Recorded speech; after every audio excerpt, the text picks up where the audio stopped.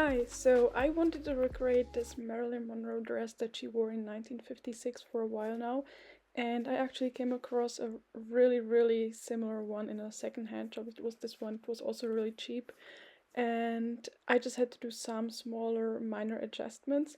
So basically, the first thing is I put it on and then marked where I needed to cut it because she has like this mesh cutout around her waist. Then all you need to do is basically just take the zipper away. I did not completely remove it, but I just removed the part that was around the waist, and then I cut the dress in half. I didn't have any fabric scissors back then. This is quite old, so I just used regular scissors, but I would recommend to actually use normal fabric scissors to do it. Because the lining, the cut wasn't really nice. It was really rough. And yeah, basically after that I bought this mesh fabric, and you just line it with the black fabric.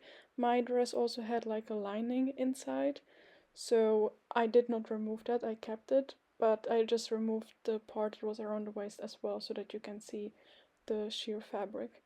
And yeah, then I just pinned everything in place and sew it shut. It was a bit tricky around the zipper part, but basically I just first sewn the mesh part on the top and on the bottom, and then when everything was done I added the zipper back again onto the dress, and that's basically it. I filmed this a while ago, so there's so much footage missing, but this is how the dress turned out.